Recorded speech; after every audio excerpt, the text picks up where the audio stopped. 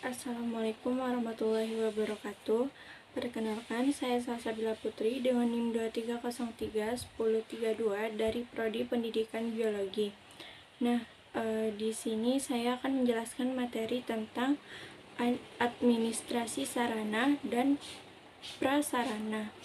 Nah, pokok materinya tuh yang pertama ada konsep dasar administrasi sarana dan prasarana sekolah, dan yang kedua tuh ada pengelolaan sarana dan prasarana sekolah.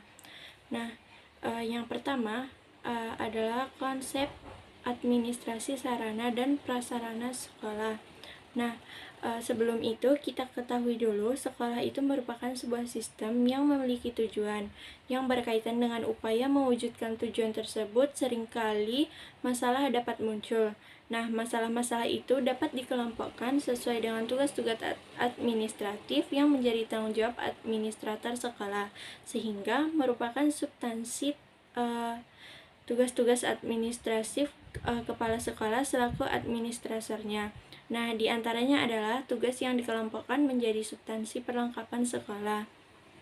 Nah, upaya peningkatan mutu pendidikan di sekolah perlu didukung kemampuan material kepala sekolah.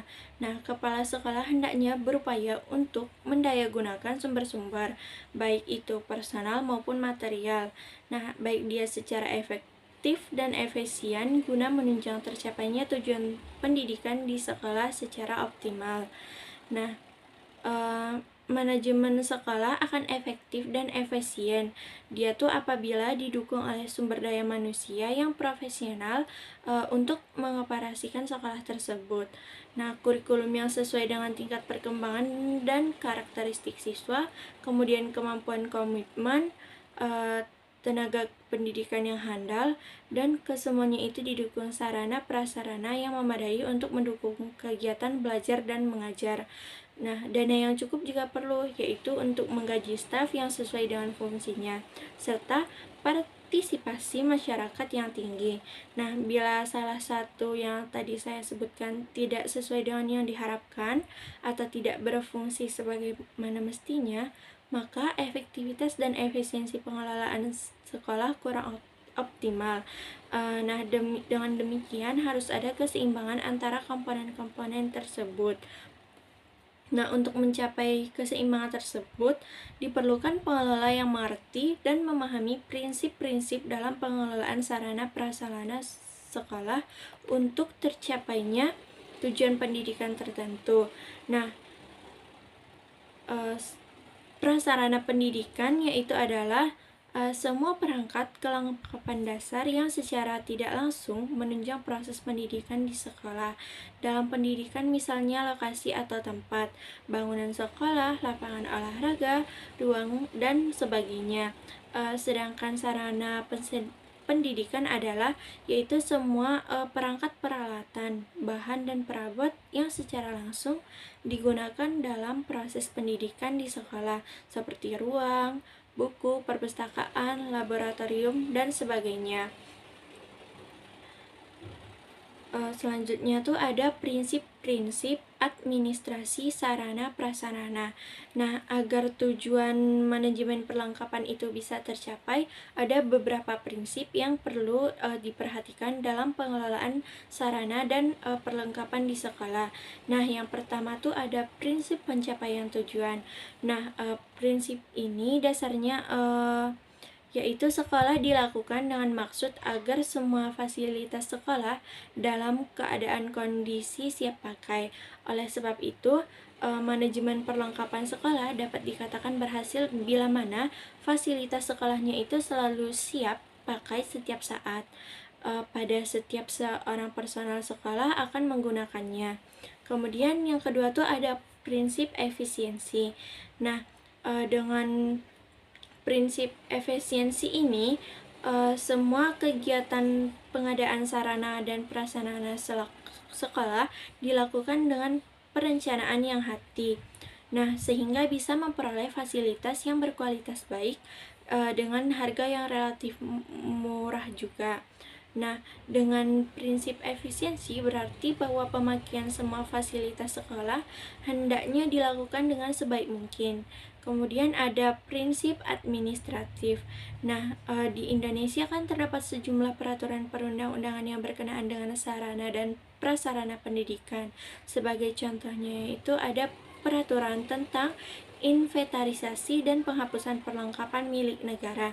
Nah, dengan prinsip ini berarti semua perilaku pengelolaan perlengkapan pendidikan di sekolah itu hendaknya selalu memperhatikan undang-undang, peraturan, instruksi, dan pedoman yang telah diberlakukan oleh pemerintah. Nah, selanjutnya itu ada prinsip kejelasan tanggung jawab. Nah, yaitu di Indonesia tidak sedikit adanya kelembagaan pendidikan yang sangat besar dan maju. Karena besar, sarana dan prasarananya sangat banyak, sehingga manajemen melibatkan banyak orang. Nah, bila mana hal ini terjadi, maka perlunya adanya pengorganisasian kerja, pengelolaan perlengkapan pendidikan. Kemudian ada prinsip kekohesfan. Nah, berarti manajemen perlengkapan pendidikan di sekolah hendaknya terrealisasikan dalam bentuk proses kerja sekolah yang sangat kompak. Kemudian yang selanjutnya tuh ada proses-proses manajemen sarana dan prasarana. Nah, sebelum telah ditegaskan bahwa manajemen sarana prasarana sekolah kan merupakan proses kerjasama pendayagunaan semua perlengkapan sekolah secara efektif dan efisien. Nah, salah satu hal yang perlu dipertegas dalam definisi tersebut yaitu bahwa manajemen ini sekolah merupakan salah satu proses pendayagunaan yang sasarannya adalah perlengkapan pendidikan, seperti perlengkapan di sekolah, perpustakaan, media pengajaran, dan perlengkapan lainnya.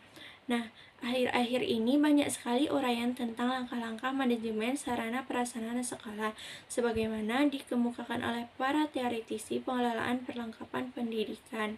Nah, Stubbs and Johnson pada tahun 1967 pernah mengungkapkan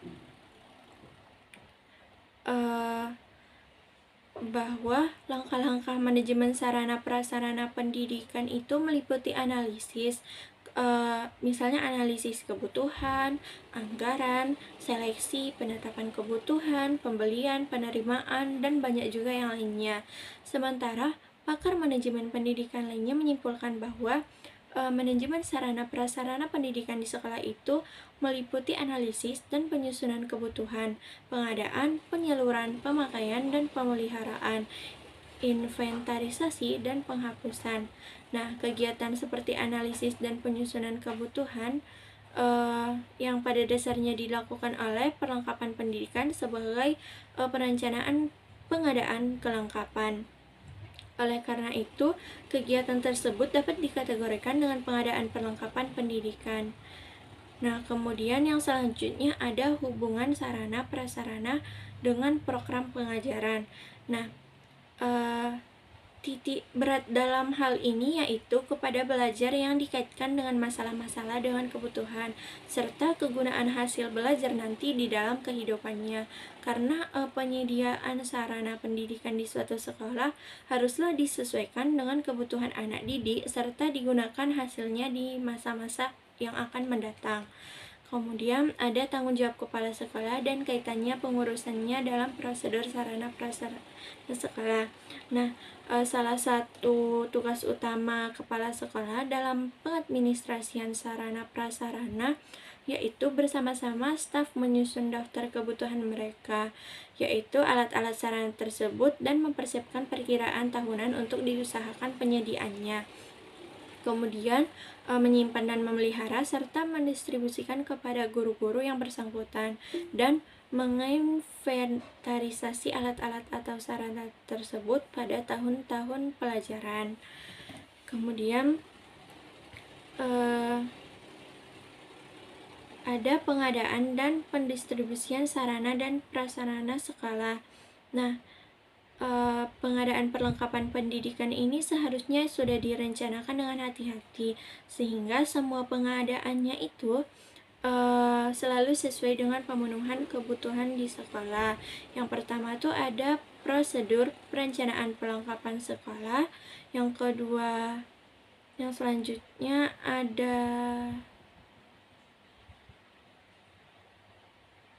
pengadaan perlengkapan sekolah, kemudian pendistribusian sarana prasarana sekolah. Nah, berdasarkan keseluruhan uraian tentang distribusi di atas, dapat ditegaskan bahwa sistem pendistribusian barang yang dapat ditempuh oleh pengelola perlengkapan sekolah yaitu sistem langsung dan sistem tidak langsung. Dengan menggunakan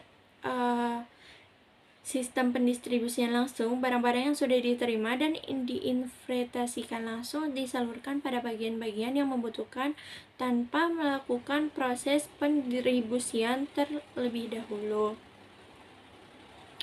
Nah, ada beberapa asas pendistribusian yang perlu diperhatikan. Ada asas ketepatan, kecepatan, keamanan, dan ekonomi. Baiklah, demikian yang dapat saya jelaskan.